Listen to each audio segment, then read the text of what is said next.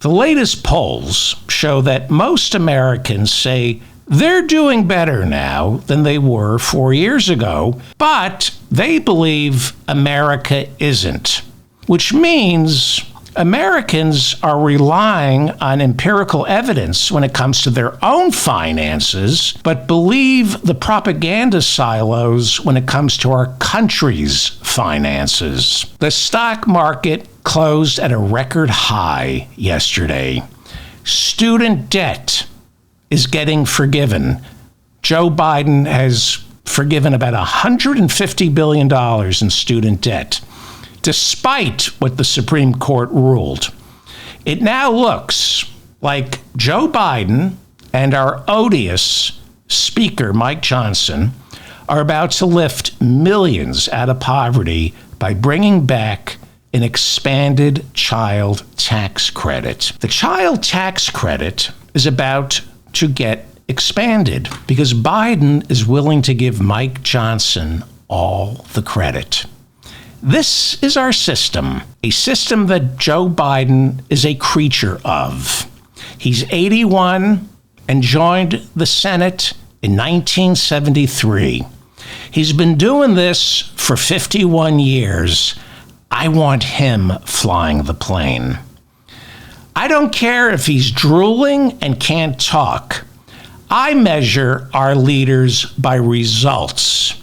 The American Rescue Plan pumped nearly $2 trillion into our economy his first weeks in office. 200 million doses of the COVID vaccine went out the door within the first 100 days. Remember COVID? Remember COVID? The World Health Organization just said COVID is no longer a global emergency. People still catch COVID, but it's no longer a death sentence because Joe Biden distributed hundreds and hundreds of millions of vaccines because, unlike Donald Trump, Joe Biden knows how to work the levers of power. He invoked the Defense Production Act and got protective gear to all the first responders on the front lines fighting COVID. That was something Donald Trump had no idea how to do. He revoked the permit for the Keystone Pipeline. He signed dozens of executive orders reining in fossil fuels. He even got Republicans to sign on to the most significant piece of gun control legislation since the assault weapons ban of 1994. Violent crime spiked during Donald Trump's last year in office. And now, thanks to Joe Biden, it's back down, approaching record lows. Black unemployment, female unemployment, unemployment for the disabled, and the LGBTQ community are all at record lows. The CHIPS Act invested billions of dollars into American factories and universities to make sure this country no longer relies on China to provide us with the chips we need to take the next giant technological leap that combines the internet with artificial intelligence and virtual reality. The Bipartisan Infrastructure Act is rebuilding our roads, bridges, internet, and water supply with good-paying, often union jobs that are specifically aimed at making America carbon neutral in the next 20 years.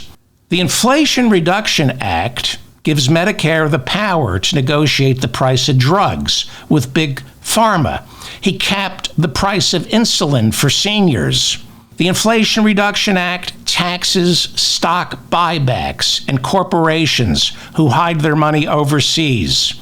And despite Republicans fighting him tooth and nail, the Inflation Reduction Act provides our Internal Revenue Service with close to $60 billion so it can hire an army of accountants to audit the very wealthy and claw back the taxes they don't pay.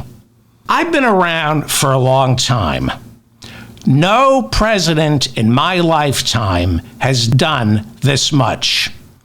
Joe Biden accomplished all this for the very same reason his approval ratings are in the dumper. He's soft-spoken. He has humility and faith. Faith that if you lower your head, keep your voice down, and do the people's work, come election day, they will finally notice.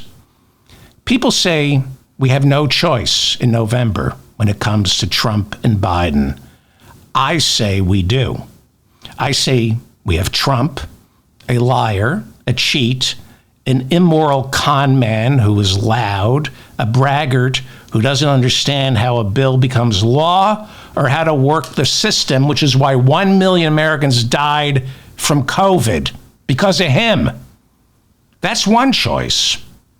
The other choice is the complete opposite of Donald Trump, Joe Biden.